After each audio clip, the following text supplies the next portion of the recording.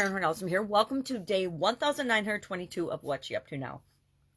She, S-H-E, Sharon Horne-Ellstrom, documenting the journey as I originally transitioned from the brick and mortar corporate world of businesses to the online world of business. 2017, I found myself following my divorce and the breaking up of all the businesses and things that I have with my ex-husband, looking for something different to do. I wanted a new adventure. I wanted to learn something new. I wasn't ready to retire, but I wasn't sure what I wanted to do. And I'd always been curious about the online world. So I hopped on and started to learn things and started to go down different avenues, or rabbit holes, I call them now, because a lot of them just led me deep into the ground, but didn't really create the results, or they didn't teach me what I learned a lot along the way, but it wasn't necessarily the best use of my time, energy, and resources. I needed a more direct path. So I had to create my own path of how do I do things online, which is what we all need to do. We can learn from coaches, we can learn from mentors, we can read books, we can take courses, we can go to webinars and seminars and buy programs, but it really is us applying those things, picking the things that work for us and doing what works for us out of other people's systems and processes and frameworks. The systems and processes and frameworks that I offer are no different. You try them on, and if they work for you, great, use them. If they don't, tweak them and make them your own. So today, a couple pieces of content I created for Supersize Your Business for female entrepreneurs, but all entrepreneurs.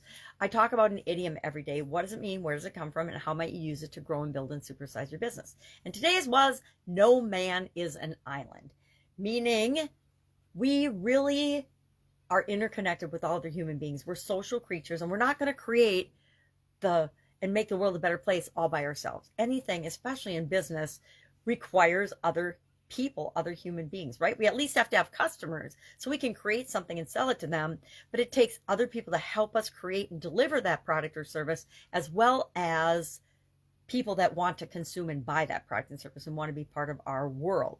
So we talked about that, and that it's been around since 1624 when an English poet by the name of John Donne, or John Donne, I don't know how to pronounce his name. Anyway, wrote a meditation and talked about this topic where we are interconnected with other human beings. What we do, what we think, what we feel, how we behave impacts other people. We like to think it doesn't. We like to think we can steel ourselves against being impacted, especially by negative people. But guess what? It seeps into us, and it does impact and affect us. And so I talked about that and how we can use that to build and grow our business. Our topic for the Get Your Goals Annual Challenge today is step 6 of the goal setting, goal getting process that we established for ourselves throughout this challenge this year in January. After looking at, a 20 or so different goal frameworks, different ways of looking at setting goals, etc., we picked and chose pieces from those, and we came up with our own 7-step process. Today was day 6 that we're talking about with respect to our spiritual health and our spiritual well-being. We set a goal a couple of days back, and now we're going through each of the steps of the process so we can actually do it, try it on, experiment with it, and see again what works for us and what doesn't. Pick and choose what works for us and move forward with that and continually improve it. So today we're talking about resources, support, and accountability. What resources do we need in order to achieve our goal and objective?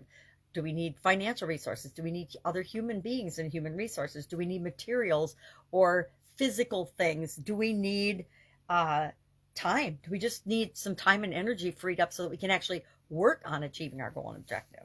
Support, what kind of support do we need? Do we need actual physical support, practical support, meaning somebody that helps us do the everyday things that need to get done, but we don't necessarily have to be the person to do that? Do we need spiritual support? Well, we're talking about spiritual well-being and health, so we may very well need a community or a coach or a counselor or a friend or a family to support us in what we're doing to achieve this goal. And finally, accountability. Do we hold ourselves accountable? Do we do what we say we're going to do? Do we meet all of our milestones and we don't need an outside person or an accountability partner, a family member, a friend, a coach, or a mentor? Do we need someone outside of us to help us and remind us that we need to hit these milestones? So that was our Get Your Goals Annual Challenge topic for today. Tomorrow we will finish up the month, and we'll finish up spirituality and talk about step 7 of the goal setting process and apply that to our spiritual goal. And then we will move into May, and in May we're going to work on the physical areas and aspects of our life. I use a 9-part life framework that used to be 7. Learned from Tony Robbins and Jim Rohn literally decades ago. I think it was the 1980s, early 1980s. And it included physical, mental, emotional, spiritual, financial, relationships, and contribution. And then following the pandemic, I joined forces with a group that was coaching on communication, core skills, communication, and confidence. And I adopted those and added those to my personal life framework because, like everything else, I think there's foundational things that we can do that if we make a little improvement in them, they impact all the other areas and aspects of our life. And I personally think that confidence and communication are 2 areas that we should always be continually improving because they do have the ability to impact all the other areas of the life framework. All right. If I can help you in any way, ask. Otherwise, have a fantastic day, and I will, of course, be with you tomorrow.